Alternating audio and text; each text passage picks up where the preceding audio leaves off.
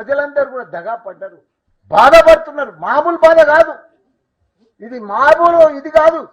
ఇంత గోస ఇంత యాస ఇక్కడ కూడా ఎప్పుడు కూడా చూడలేము, మనం భరించలేము. అంత బాధ పెడుతుంది. ఎవ్వరికి కూడా నిమ్మడం లేదు తెలంగాణ రాష్ట్రంలో.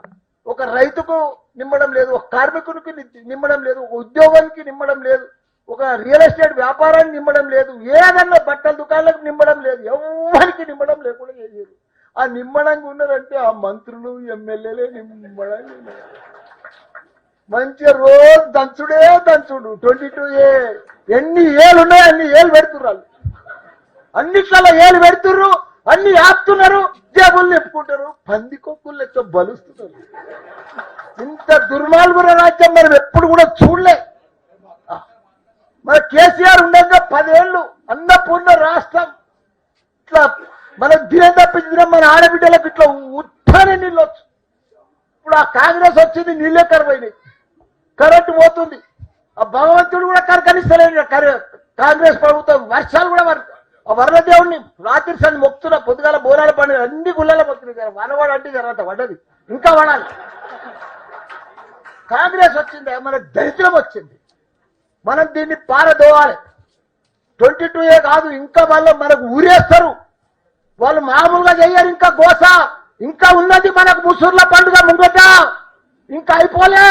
ఇంకా 6 నెలల చూడు, మనం మనమే కొట్టుకోవాలి, మనం మనమే తిట్టుకోవాలి, మనం మనమే బాధపడాలి.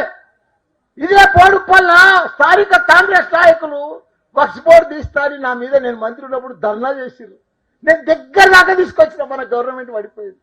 360 ఎకరాలు దళితులది, మొత్తం 100 ఎకరాలు క్లీన్ చేయించిన. టెండర్ పెడితే ఇదే కాంగ్రెస్ నాయకులు దానికి స్టే తీసుకొచ్చారు. ఇప్పటిదాకా చేయలే. వాళ్ళ తాతలు చచ్చిపోయారు, కొడుకులు చచ్చిపోయారు, బిడ్డ చచ్చిపోయారు. 300 ఎకరాలు 360 ఎకరాలు ఇలా బంజారాయిలు అయినట్టు అవుతుండే. గవర్నమెంట్ కూడా పైసలు వస్తాయి, చెప్తే కూడా వాళ్ళకి అర్థమే కాదు. గరీబులకు వాళ్ళు సేవ చేసే పరిస్థితే లేదు. కాంగ్రెస్ వాళ్ళకు రోజు పైరవిలు, రోజు రిజిస్టర్ ఆఫీసులు, పంచాయతీలు, సెటిల్మెంట్లు, పైసలు. ఎంప్లాయ్ చేసుకునే వాళ్ళంతా పొద్దుగా లేస్తే జాబు పోయేటోళ్ళు.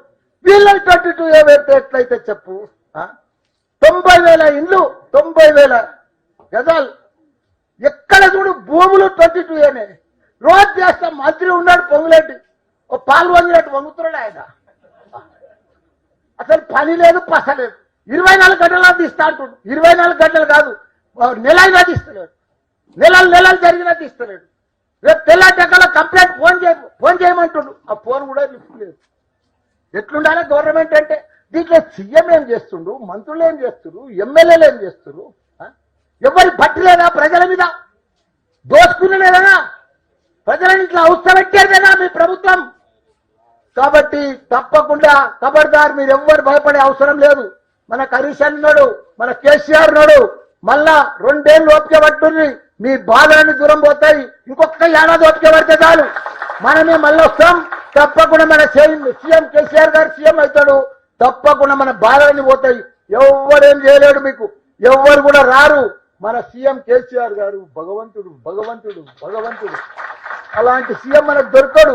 10 ఏళ్ళు అన్నపూర్ణ రాష్ట్రం చేసిండు, బంగారు తెలంగాణ చేసిండు, ఆదర్శ తెలంగాణ చేసిండు, భారతదేశంలోనే నంబర్ 1 తెలంగాణ చేసిండు.